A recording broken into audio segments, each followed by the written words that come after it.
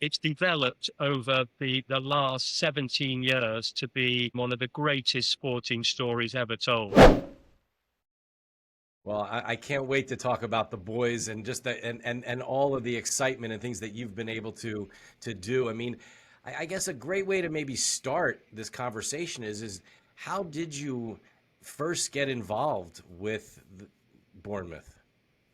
So over the last 40 years, one of my best friends has been Kevin Bond.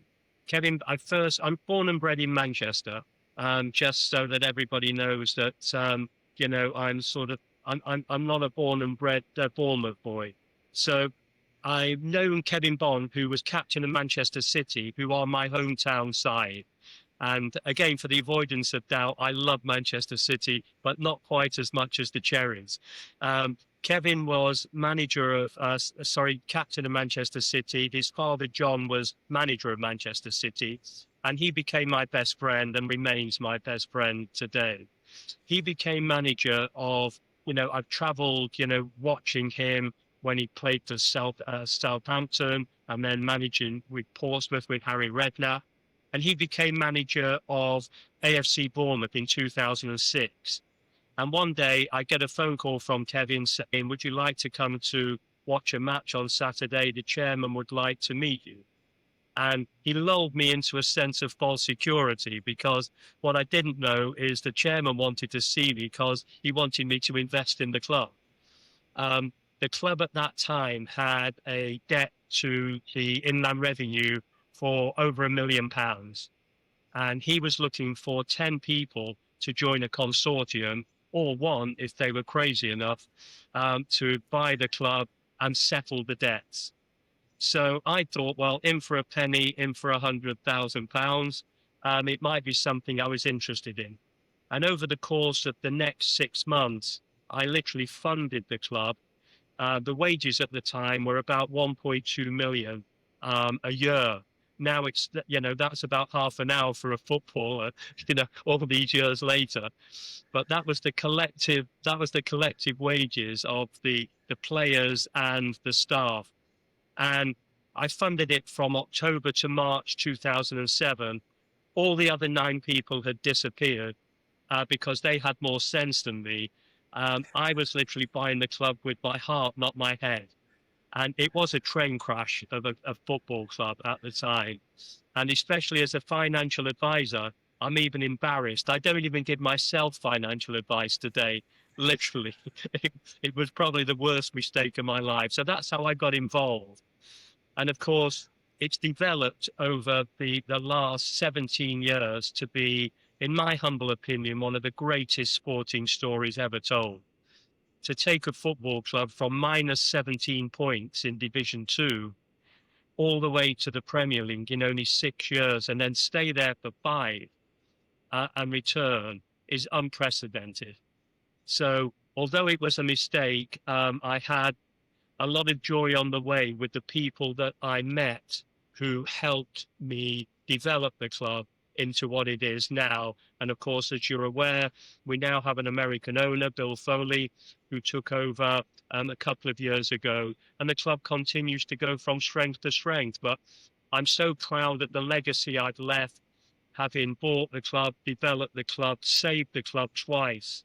Once I had to put the club into administration, but I funded that because we couldn't get a buyer. It was like the Christmas Vacation film. It was the gift that kept giving. I couldn't get rid of it. I mean, one of the things that's I find so fascinating about football in Europe is the relegation, Yes. and being able to go up and down and like, but from an emotional perspective, like what is that like? Being able to try to get them up and keep them there. I mean, like, what does that feel? What are those feelings that you have? Well, there's nothing like it. I remember Roger Bennett from Men in Blazers coming over to the football club. I think he was working with NBC television, and they did a little documentary, on the club. And I was in the boardroom. I'm the most emotional person God's ever put on the planet. And Roger's talking to me about the day when I had to make a decision to give the administrator another £100,000 because he was going to liquidate the club live on air at this infamous press conference. Rose and I had decided enough was enough. I wasn't putting any more money into this football And club. that's your wife, right? That's my wife, Rosie, the love of my life, 44 years. And, she stood by my side. And we'd just been throwing money into this dark hole. And, I'd had this successful business as a financial advisor for 20 years, providing advice to the armed forces. So, I'd made my money there, sold part of the business, and then I was throwing away on a football club that I didn't even support at the time because I was a Man City supporter. So we just decided enough was enough. I wasn't putting any more money in. And Gerald said to me, this is in my book, you are going to stand at the back of the room. I am going to ask you for a check for £100,000. You're going to nod if you're going to give me that check. You're going to shake your head if you don't. And if you shake your head, I will liquidate the club live on air today.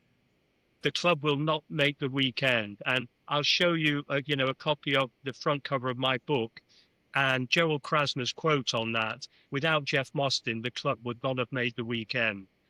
And I asked him to repeat the question. I did hear it, but I was having to buy time, bearing in mind I'd left home with a decision from me and Rosie that I wasn't going to go on. And suddenly I'm thinking there's 105 years of history going out of the window at the shake or nod of a head. And 250,000 people in the conurbation who live for football won't have a football club. And I couldn't do it. So I nodded.